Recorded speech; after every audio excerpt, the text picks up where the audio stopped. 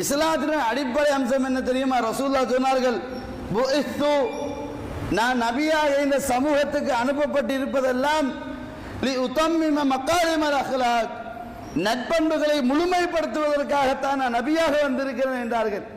நட்பண்பையே தன் வாழ்வியலாக கொண்ட அல்லாஹ்வுடைய தூதரிடத்தில், அல்லாஹ்வுடைய தூதரை உயிரை விட மேலாக நேசிக்கக்கூடிய எங்களிடத்தில் இந்த அராஜக வார்த்தைகள் வரலாம, அராஜக சிந்தனை வரலாம, வர முடியாது. அதனால் இஸ்லாத்தினுடைய அழகிய தொனி என்ன தெரியுமா? அத்தவாது என்பதுதான், பணிவு என்பதுதான். அராஜக வார்த்தையையோ அடாவடித்தன வார்த்தையையோ இஸ்லாம் ஒரு காலமும் பேசவில்லை. பேசக்கூடிய நேரத்தில் கூட இஸ்லாம் கண்டித்தது. ஆயிஷா ரலியல்லாஹு தஆலா அன்ஹா ரசூலுல்லாஹை பார்த்து யூதர்கள் சொன்னார்கள், அஸ்ஸாமு அலைக்க, நசமா பெய்து, செத்து பெய்து, உருப்படாம பெய்துன்னு ஏசினார்கள். அல்லாஹ்வுடைய தூதர்